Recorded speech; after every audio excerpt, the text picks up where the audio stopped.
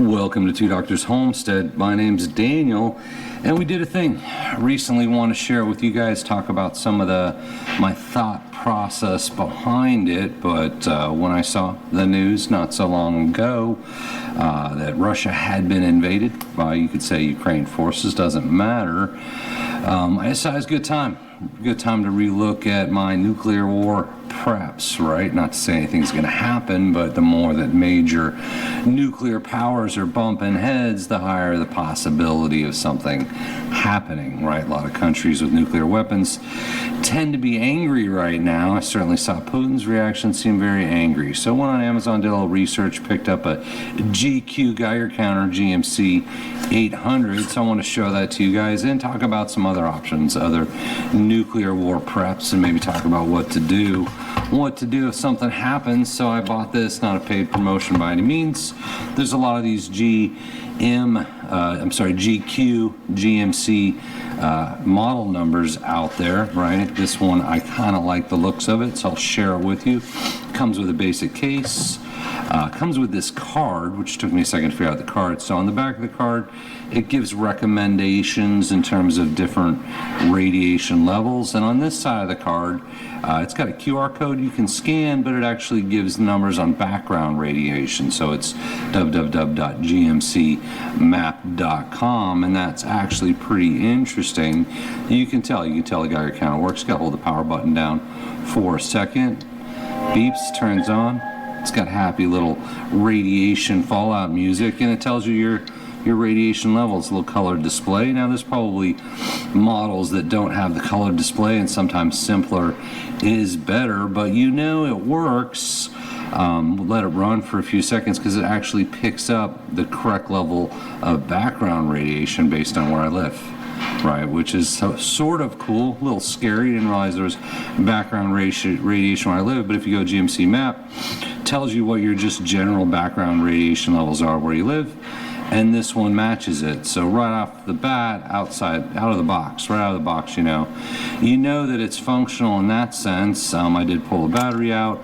I ordered some spare batteries and a charger. It's an ICR, which is a cobalt, I believe, battery that's supposed to be pretty good. It's supposed to last a long time.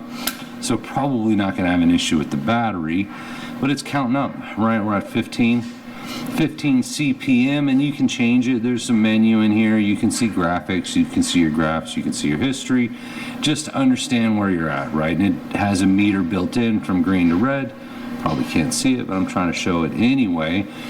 Tells you if you're in a safe level of radiation, background radiation. So interesting idea, right? Not trying to create panic, not trying to scare anybody. I'm a prepper, second generation prepper, but at no point in my life up until recently have I said, you know what, it might be time to pick up the old Geiger counter. So about $100 on Amazon. We'll drop a link. If you don't have $100, don't want to spend $100 on it, we'll go to kind of let this tick away. Right now it's at 15 CPM. There's the book. We talked about the book before. Nuclear War Survival Skills. Awesome book to have. Certainly don't want to wait until the end, until you need it. But in here, it actually talks about how to build your own. They call it a KFM, Kearney Fallout Meter, developed by Oak Ridge National Laboratory. And it actually has step-by-step instructions. So if you don't want to spend the money, don't have the money to spend, certainly understand that nowadays, but it actually does. It talks you through the process to build your own fallout meter at home, right? So it's something to think about. Once again, I wouldn't wait until there's a mushroom cloud in the distance to say, hey, I should probably go buy that book and figure out how to make my own fallout meter. So I'm not trying to build fear or anything like that, but part of being prepared is being prepared for what if. And I feel like, as I said, when you've got major nuclear powers starting to get agitated and bump heads, I think the odds of a negative outcome continue to go up, and things aren't slowing down, things aren't backing off. So not a bad idea, right? Not a bad idea to be prepared. Pushing the book again.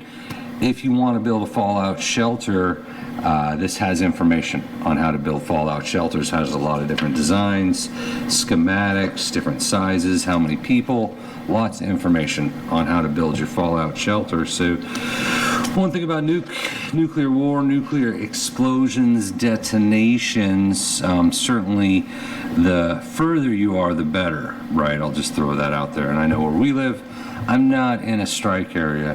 Theoretically, you don't know. You don't know what's going to happen, who's going to do what, when, why, or how. So I'm at 24 CPM right now. It's still kind of ticking up, and I've tried different places in-house up to 26, making me nervous. 27, little machine. We don't know what's going to happen, right? But theoretically, I'm not necessarily in a blast area. Not to say fallout wouldn't happen. You don't know what the weather's going to be like, winds, where it's going to blow, what's going to blow at you, right? So for my case, since I'm not in a blast area, something like this would just give me a good idea. Is it safe to go outside, right? In that event something happens. It's not like I'm checking radiation levels every time I go out to feed my pigs.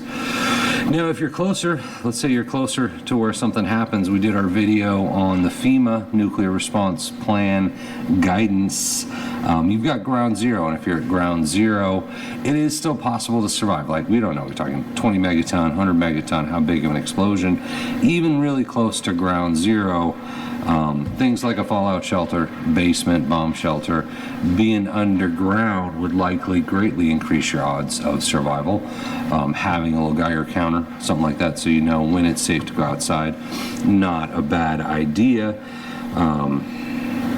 You're gonna want to lay low, right? You're gonna want to stay underground as long as you can. If you're close to where an explosion happens, the further you are away, the less bad it is, right? And that sort of goes without saying. If there are multiple explosions, detonation, multiple bombs going off in different places, you might not know which direction is safe or not safe, which is why you want to stay in place, stay where you're at. Hopefully you have your food and your water and your medical supplies all stashed away, sanitation, all that stuff in a place ready to go, right? You should have your safe room, your fallout shelter, whatever you want to call it, inside room, underground is even better, stocked and ready to go. And that's just a normal thing. I mean, it could be a tornado, right? You might get hit by a tornado, you might never see a nuke, hopefully we never do.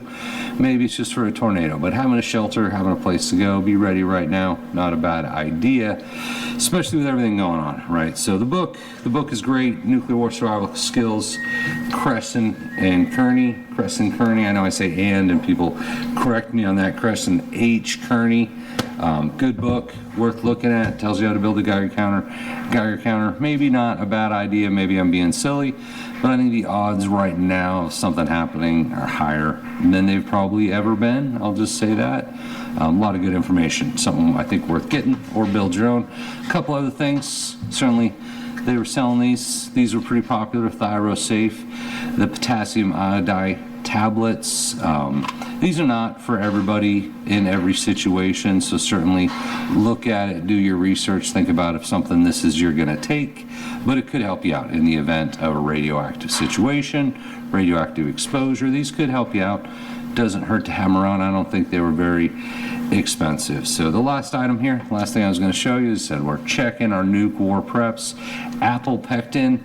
There were some studies back in the day that showed that apple pectin, large doses of pectin, could actually help. If you've had radiation exposure, could help your body a little bit, flush some of that out. So something to think about. Once again, if it happens, it is survivable. Closer you are, the worse your situation is going to be in terms of a blast. But even ground zero, if you have proper shelter, you've got a fighting chance. Further away the better. So, not trying to spook anybody, right? Just getting the mind going. There's a lot going on in the world. So, hope that helps out. As always, thank you for watching, and we appreciate you.